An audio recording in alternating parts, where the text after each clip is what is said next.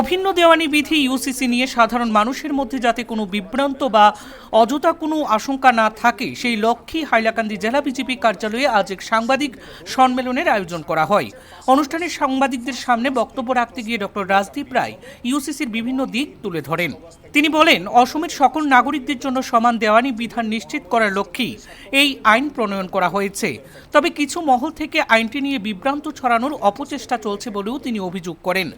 বহুবিবাহ, live in relation, উত্তরাধিকারী এবং পারিবারিক আইনের বিভিন্ন বিষয় নিয়ে বিস্তারিত আলোচনা করে তিনি জানান, ইউসিসির মাধ্যমে আইনের সমতা প্রতিষ্ঠা এবং নারী পুরুষের সমান অধিকার নিশ্চিত করার উদ্যোগ নেওয়া হয়েছে।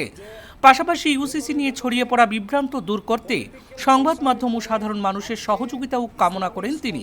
ডক্টর রাজদীপ রায় আরও জানান, খুব শিগগিরই সমগ্র অসমে এই নতুন আইন কার্যকর হতে চলছে। তাছাড়াও এই দিনের সাংবাদিক সম্মেলনে জেলা বিজেপি সভাপতি কল্যাণ গোস্বামী, হাইলাকান্দি পৌরসভার পৌরপতি মানব চক্রবর্তী সহ জেলা বিজেপির একাধিক পদাধিকারী ও কর্মীরা উপস্থিত ছিলেন। 21 বছরের উপরে যারা একসঙ্গে, ছেলেরা, নারী আর পুরুষরা একসঙ্গে থাকে, তারা স্বাধীনভাবে সেটা থাকতে পারবে, সেটাতে আইনিভাবে কোনো বাধা বিঘ্ন থাকবে না।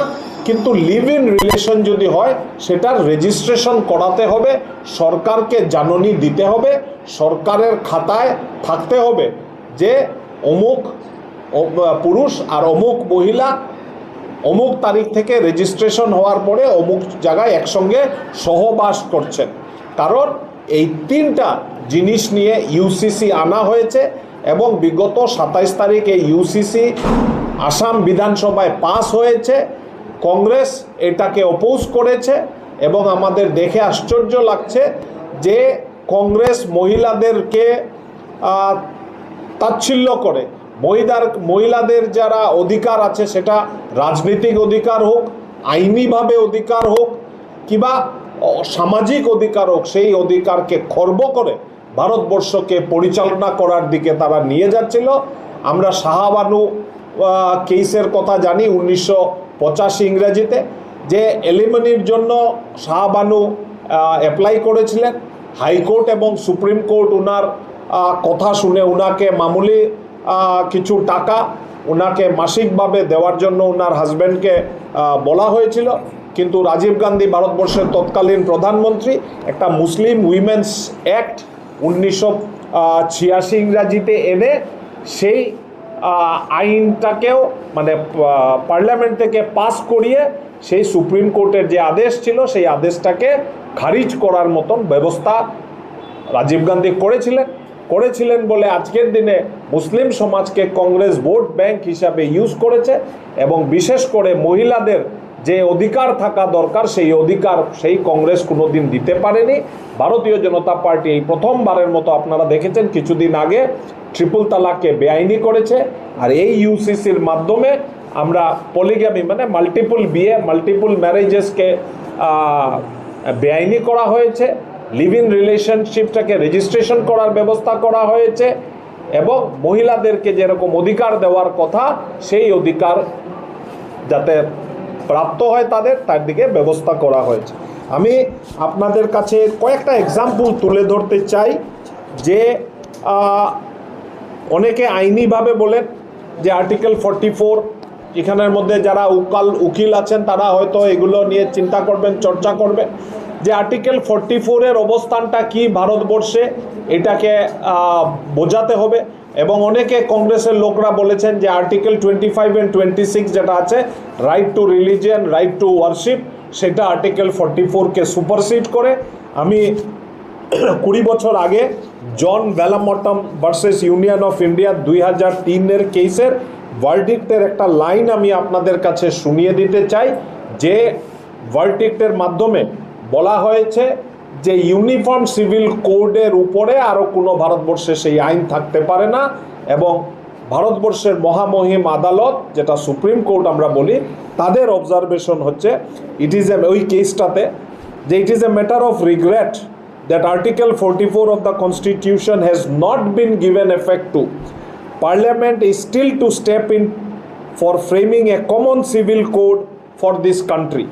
A common civil code will help the cause of national integration by removing the contraindications based on ideologies.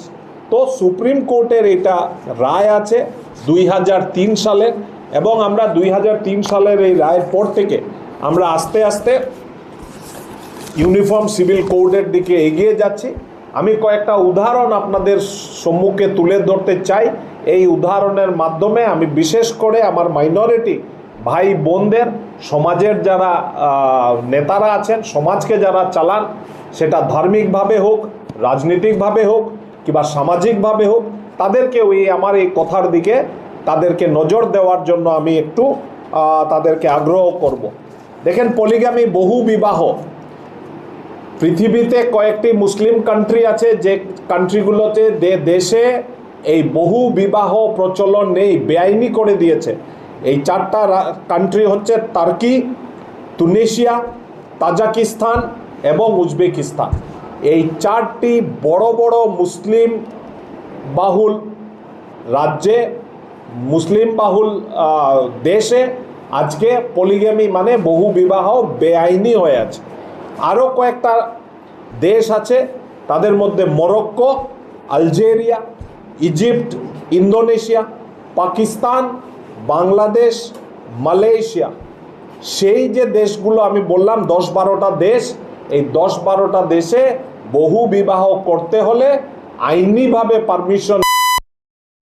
Permission দিয়ে বহু বিবাহর দিকে যেতে হয়। যদি আদালত পারমিশন দেয় তাহলে এটা সম্ভব হয়, না হলে এটা সম্ভব হয় না।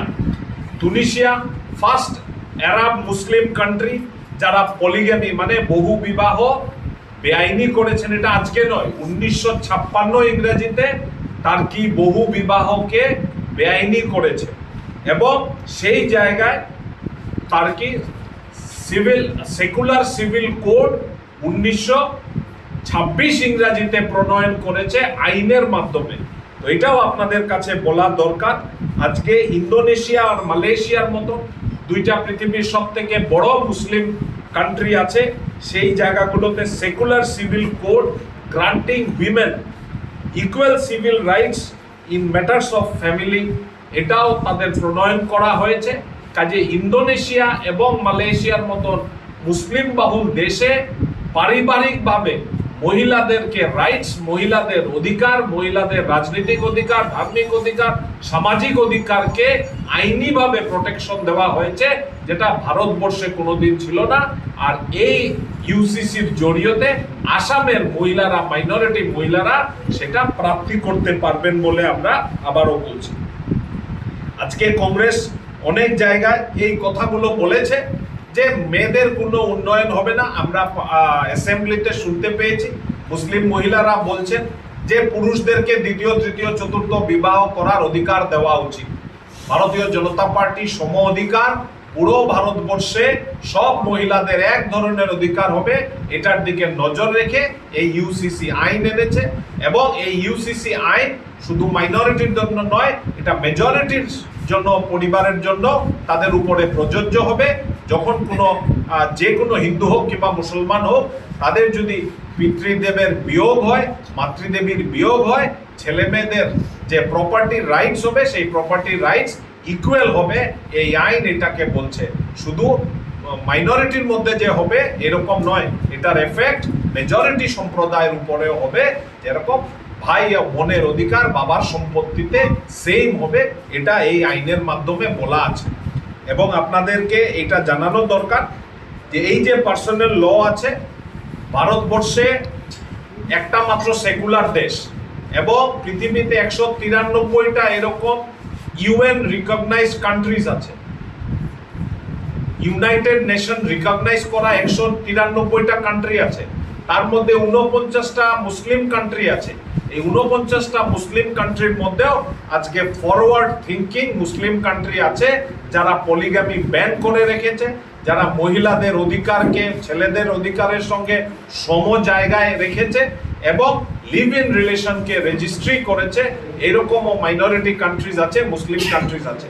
কাজেই আমার অনুরোধ কংগ্রেসকে এবং মাইনরিটি সম্প্রদায়ের যারা আছেন তাদেরকে যে আপনারা ফরওয়ার্ড থিঙ্কিং একটা ভবিষ্যৎদর্শী হয়ে আগামী দিনে সমাজকে কিভাবে উত্তরণ করা যায়, সমাজে সবসময় ব্যাধি থাকে এবং সব সমাজেই সুধার হয়েছে, সেটা হিন্দু সমাজেও হয়েছে, খ্রিস্টান সমাজেও হয়েছে, আমি বলছি না মুসলিম সমাজে হয়নি, মুসলিম সমাজেও হয়েছে, কিন্তু এখন সময়ের নিড হচ্ছে যে পলিগামিকে বন্ধ করা, লিভ ইন রিলেশনশিপকে রেজিস্ট্রেশন করা, মহিলাদের অধিকারকে এস্টাবলিশ করা আইনিভাবে, এগুলোর দিকে এগিয়ে এসে যাতে আমরা পুরনো যে রুল আছে, যে শরীয়ত রুল আছে কিছু কিছু জায়গায়, আমরা 1947 ইংরেজিতে ভারতবর্ষের কনস্টিটিউশনের জড়িয়তে আমরা শরীয়তকে অমান্য করেছি, কিছু কিছু জায়গায় আমরা শরীয়ত রাখার চেষ্টা করছি, যেটা আজকের দিনের পৃথিবীতে অনেক জায়গায় অনেক ইসলামিক কান্ট্রি সেই শরীয়ত থেকে সরে এসে তার মডার্নাইজেশন করার চেষ্টা হয়েছে।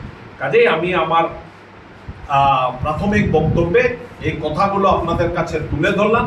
আমি আশা করব যে আমার এই অঞ্চলে মাইনরিটি সমাজের যারা নেতৃবৃন্দরা আছেন, তারা সামাজিক নেতৃবৃন্দ হোক, তারা রাজনৈতিক নেতৃবৃন্দ হোক, তারা সমাজের নেতৃবৃন্দ হোক, বিভিন্ন স্তরে doctor, engineer, master, IAS officer, IPS officer যারাই থাকেন, তারা এগিয়ে আসুন, সমাজকে এই সুধার হওয়ার দিকে নিয়ে যান এবং আইনিভাবে ডক্টর হিমন্ত বিশ্ব শর্মার সরকারকে আমরা দলের তরফ থেকে এবং সমাজের তরফ থেকে আবারও ওনাকে ধন্যবাদ দিতে চাই যে উনি একটা কথা দিয়েছিলেন যে ইলেকশনের আগে যে আমরা ইলেকশন জিতলে প্রথম অধিবেশনে আমরা ইউসিসি আনবো, ডক্টর হিমন্ত বিশ্ব শর্মা এই কথা রেখেছে এবং প্রথম অধিবেশনে ইউসিসি পাস করিয়ে উনার যে আসামকে ফরওয়ার্ড নিয়ে যাওয়ার, আসামের যে মাইনরিটি সম্প্রদায় বিশেষ করে মহিলাদেরকে যে ফরওয়ার্ড চিন্তাধারা এগিয়ে নিয়ে যাওয়া, এটার দিকে উনি যে নিদর্শন রেখেছেন তা সত্যি আজকে পুরো ভারতবর্ষে উনাকে আজকে বাহাবা দিচ্ছে।